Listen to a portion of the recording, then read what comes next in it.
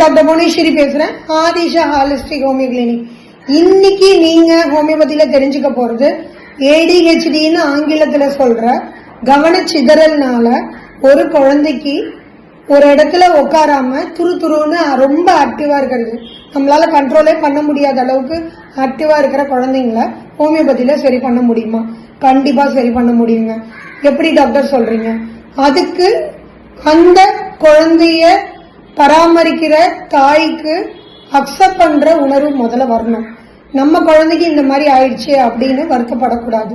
வருத்தப்படாம holistic approach சொல்ற homeopathy மருத்துவர்கிட்ட அணுகி அந்த குழந்தையோட பிரச்சனை வருவதற்கு காரணம் என்ன, மகப்பேறு காலத்துல தாய்மை அடைஞ்சப்புறம் அந்த தாய்க்கு என்ன மாதிரி மன ரீதியான பிரச்சனை இருந்தது அப்படிங்கறத அந்த மருத்துவர்கிட்ட கரெக்டா எக்ஸ்பிளைன் பண்ணாங்க. தாய்மை அடைஞ்சு குழந்தை பிறந்தப்புறம் அந்த குழந்தைய பார்த்துக்கும் போது தாய்ப்பால் கொடுக்கும் போது என்ன மாதிரி மனவேதனைய அனுபவிச்சாங்க, வாழ்க்கையில என்ன பிரச்சனை அவங்களுக்கு வந்தது அப்படிங்கறத சரிவர புரிஞ்சுக்கிட்டு சொன்னாங்க, விளக்கம் கொடுத்தாங்க அப்படின்னா பரிபூர்ணமா குணமாக்க முடியுங்க. இதுதான் ரூட் காஸ் எயில்மெண்ட்ஸ் ஃப்ரம் அப்படின்னு ஆங்கிலத்துல ஹோமியோபதியில சொல்லுவாங்க.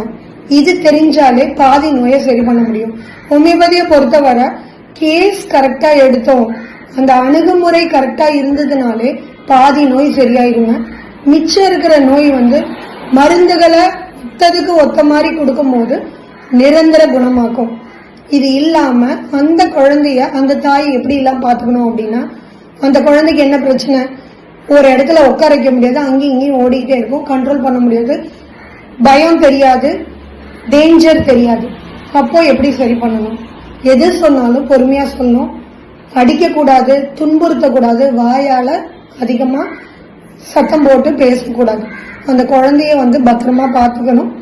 எப்படி பாத்துக்கணும் அப்படின்னா, அந்த குழந்தைக்கு ஓய்வு நேரங்கள் கொடுக்காம முடிந்த அளவுக்கு அதை ஏதாவது ஒரு விஷயத்துல என்கேஜ் பண்ணிக்கிட்டே இருக்கணும். நல்ல விஷயங்களை கத்துக் கொடுக்கணும். பாடங்கள், வகுப்பு பாடங்கள் இல்ல ஏதாவது ஒரு விஷயம் புதுசா கத்துக் கொடுக்க போறோம் அந்த குழந்தைக்கு அப்படின்னா பிரிச்சு ஒரு 10 மினிட்ஸ் உட்கார வச்சு அந்த வேலையை செய்ய வைக்கிறது, அந்த மாதிரி செஞ்சோம் அப்படின்னா அந்த குழந்தைய ஆசையா செய்யும். எது செஞ்சாலும் பிளேவே மெத்தட்ல சொல்லி கொடுத்தோம் அப்படின்னா அந்த குழந்தை கண்டிப்பா எதுவாக இருந்தாலும் கத்துக்கும். சின்ன சின்ன விஷயங்கள், கிரியேட்டிவா உள்ள விஷயங்கள்ல அந்த குழந்தைய என்கேஜ் பண்ணாலும் கண்டிப்பா நல்லா கத்துக்குங்க.